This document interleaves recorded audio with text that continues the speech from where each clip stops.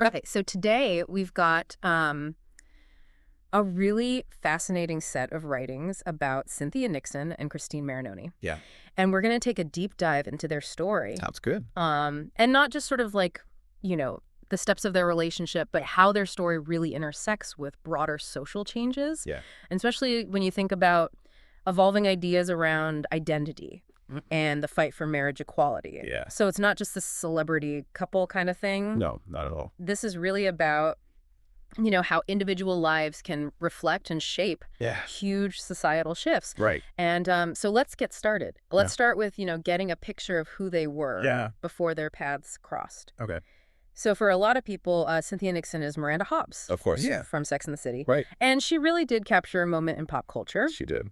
But before all that, she was a New Yorker, born and raised, raised in a really progressive environment by her mother, Ann Nixon. And she was in the arts from a really young age. I mean, she was in films like Little Darlings. Wow. Even Amadeus. Huh. I didn't realize that. So she had this presence in the public eye well before Christine. It makes you wonder how that early exposure to the arts, that progressive upbringing, maybe really shapes her later openness. Right. To embrace change and kind of navigate new territory in her personal life. Absolutely. Plus her career, kind of unintentionally gave her this platform. Right. That ended up being super important later. Yeah. And then there's Christine Marinoni. Right. Who didn't really have the same kind of public profile at first, but her impact is just as big. Absolutely. She was from Washington State. Okay. But moved to New York and became an education activist. Interesting. She co-founded the Alliance for Quality Education, which focuses on advocating for better public schools. That's great. So her life was about, social justice and equality right from the start. So you've got these two people, both really driven. Right. But in totally different worlds at first. Exactly. And what's fascinating is how their passion for advocacy really set the stage for them to connect.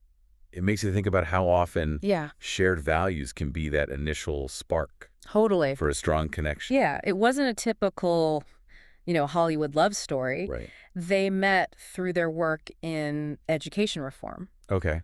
And what's interesting is that at the time, Cynthia was in a long-term relationship with Danny Moses. Okay. And they had 2 children together. So they met through work, basically. Yeah, it was purely professional at first. That's really interesting. It really shows you how these significant relationships can start in the most unexpected ways. It really does. I mean, it wasn't romantic at all. Right. It was all about their shared goals. It makes you wonder how often that happens. Yeah. That people connect over a shared purpose. Exactly. And it grows into something more. Right. And their friendship did grow.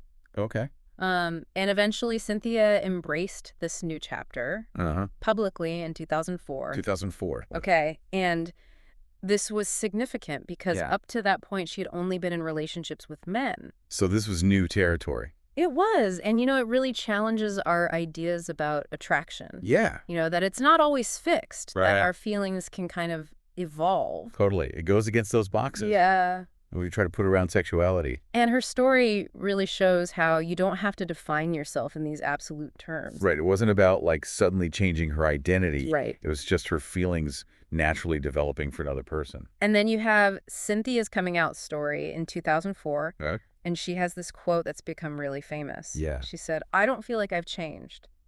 I just fell in love with a woman."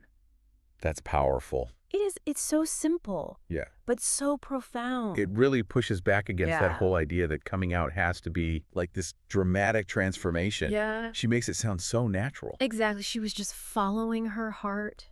I think that resonated with a lot of people. Oh, absolutely. Especially those who maybe felt pressure to explain or justify their identity. It was huge for representation. It was. And, she was already a celebrity. Right. So imagine going through that kind of personal change with everyone watching. It must have been intense. It was. And in 2004, open discussions about same-sex relationships, especially in Hollywood, weren't that common. They weren't. So they faced a lot of scrutiny. That's tough. But Cynthia used it as an opportunity to advocate for LGBTQ plus rights. That's amazing. And Christine has always been more private. Right. But she was so supportive. It's great that they found a balance that worked for both of them. And then in 2009, they took a big step.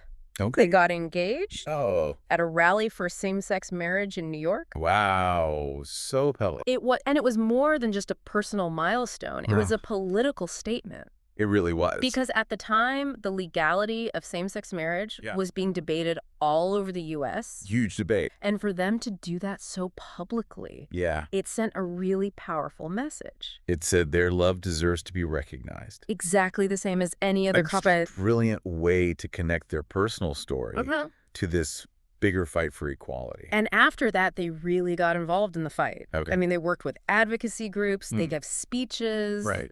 Cynthia used her fame to try and influence politicians. It must have been amazing for them. Yeah. When New York legalized same-sex marriage in 2011. Oh, it was huge. It was a win for them personally. Absolutely. Knowing that the relationship was finally recognized. Finally validated. It was. And then in May 2012, they got married. Oh. It was a beautiful ceremony.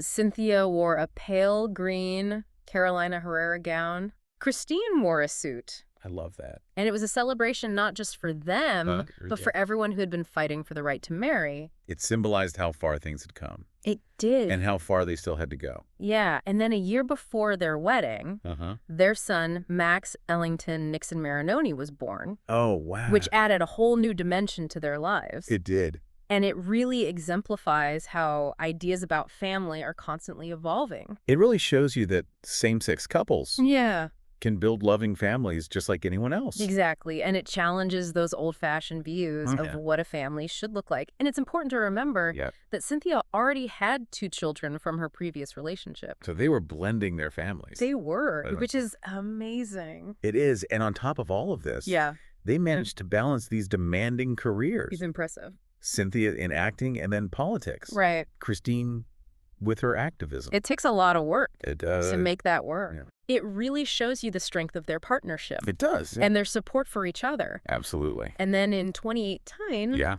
Cynthia decided to run for governor of New York. Wow. As a progressive Democrat. Big move. Her platform focused on things like education, healthcare, and social justice. Which makes sense. Given, Christine's work. Exactly. And Christine was right there with her. So supportive. The whole way. That's great. And while she didn't win, her candidacy brought these progressive ideas to the forefront of politics in New York. Which is important. It was. And she was building on years of activism. Exactly. Christine must have been so proud. I'm sure she was. To see her partner making such a difference. Their story really shows that love can go beyond labels. It can. And societal expectations. Absolutely. They faced so many obstacles. I bet. But they persevered. Inspiring so many people along the way. They did. So let's recap. What we've learned from this deep dive.